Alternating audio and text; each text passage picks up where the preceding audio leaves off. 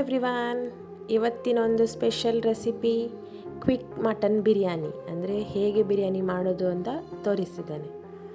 So ಇದಕ್ಕೆ ನಾನು ತೊಗೊಂಡಿರುವಂಥದ್ದು ಪುದೀನ ಮತ್ತು ಕೊತ್ತಂಬರಿ, ಹಾಗೆ 4 ಕಾಯಿ ಮೆಣಸು, ಒಂದು ತುಂಡು ಶುಂಠಿ, ಹಾಗೆ 10 ಬೆಳ್ಳುಳ್ಳಿ, ಒಣಮೆಣಸು ಒಂದು 8, ಹಾಗೆ ಚಕ್ಕೆ ತಗೊಂಡಿದ್ದೇನೆ ಒಂದು 4 ತುಂಡು, 2 ಸ್ಪೂನ್ ಕೊತ್ತಂಬರಿ, ಹಾಗೆ 1 ಸ್ಪೂನ್ ಜೀರಿಗೆ ಮತ್ತು 1 ಸ್ಪೂನ್ ಗಸಗಸೆ ತಗೊಂಡಿದ್ದೇನೆ. ಇದನ್ನು ಚೆನ್ನಾಗಿ ಡ್ರೈ ರೋಸ್ಟ್ ಮಾಡ್ತಿದ್ದೇನೆ. ಲೋ ಫ್ಲೇಮಲ್ಲಿ ಡ್ರೈ ರೋಸ್ಟ್ ಮಾಡ್ತಿದ್ದೇನೆ. ಹಾಗೆ ಇದನ್ನು ತಣ್ಣಗಾದ ಮೇಲೆ ಒಂದು ಬ್ಲೆಂಡರಲ್ಲಿ ತಗೊಂಡು ಪುಡಿ ಮಾಡ್ತಿದ್ದೇನೆ. ಅಂದರೆ ತುಂಬ ಫೈನ್ ಪೌಡ್ರಾಗಿ ಮಾಡಿಕೊಳ್ಬೇಕು. ನೆಕ್ಸ್ಟ್ ಕೊತ್ತಂಬರಿ ಸೊಪ್ಪು, ಹಾಗೆ ಪುದೀನ, ಒಂದು 4 ಮೆಣಸು ಮತ್ತು 10 ಬೆಳ್ಳುಳ್ಳಿ ಮತ್ತು 1 ತುಂಡು ಶುಂಠಿ, ಇದನ್ನೆಲ್ಲ ಚೆನ್ನಾಗಿ ಪೇಸ್ಟ್ ಮಾಡಿ ಇಟ್ಕೊಳ್ಬೇಕು. ಮುಂದೆ ಮಟನನ್ನು ತಗೊಂಡು, ನಾನಿಲ್ಲಿ 1 kg ಮಟನ್ ತಗೊಂಡಿದ್ದೇನೆ. ಇದಕ್ಕೆ ಮ್ಯಾರಿನೇಟ್ ಮಾಡಲಿಕ್ಕೆ ಪುಡಿ ಮಾಡಿರುವಂತಹ ಪೌಡರ್ ಹಾಗೆ ಪೇಸ್ಟನ್ನು ಆ್ಯಡ್ ಮಾಡಬೇಕು.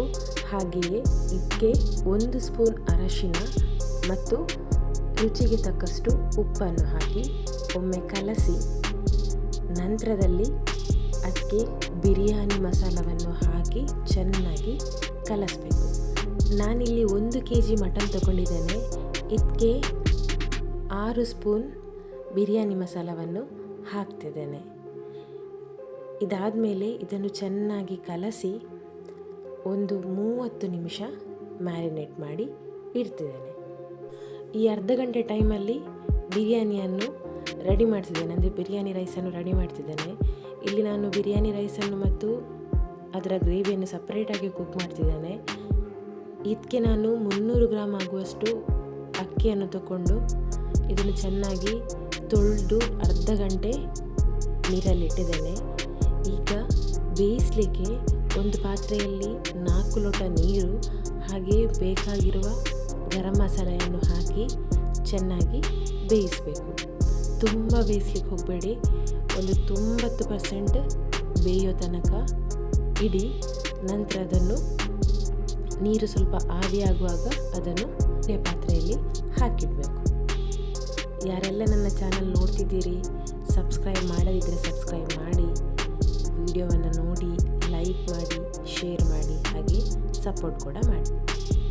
ಈಗ ಬಿರಿಯಾನಿಯ ಗ್ರೇವಿಯನ್ನು ರೆಡಿ ಮಾಡುವಂಥದ್ದು. ಇದಕ್ಕೆ ನಾನು 5 ಸ್ಪೂನ್ ತುಪ್ಪವನ್ನು ಹಾಕಿ ಇದಕ್ಕೆ ಗರಂ ಮಸಾಲೆಯನ್ನು ಹಾಕ್ತಿದ್ದೇನೆ.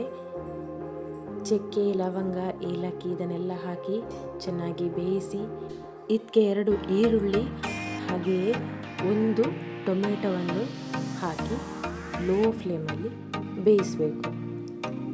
ಈರುಳ್ಳಿ ಕಂದು ಬಣ್ಣಕ್ಕೆ ಬರಬೇಕು, ಹಾಗೆಯೇ ಟೊಮೆಟೊ ಸಾಫ್ಟಾಗಿ ಹಸಿ ವಾಸನೆ ಅದರದ್ದು ಹೋಗಬೇಕು.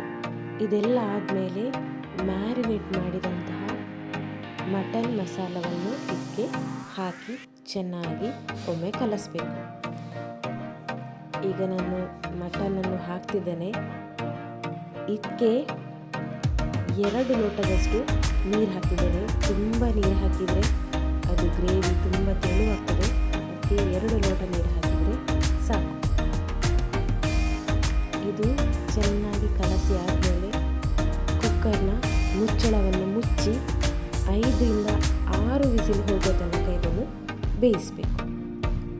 ಬೇಯುವಂಥ ಟೈಮಲ್ಲಿ ಇನ್ನೊಂದು ಪಾತ್ರೆಯಲ್ಲಿ ಸ್ವಲ್ಪ ತುಪ್ಪ ಹಾಗೆ 1 ಈರುಳ್ಳಿಯನ್ನು ತೆಗೆದುಕೊಂಡಿದ್ದೇನೆ. ಇದನ್ನು ಕಂದು ಬಣ್ಣ ಬರುವ ತನಕ ಬೇಯಿಸಬೇಕು.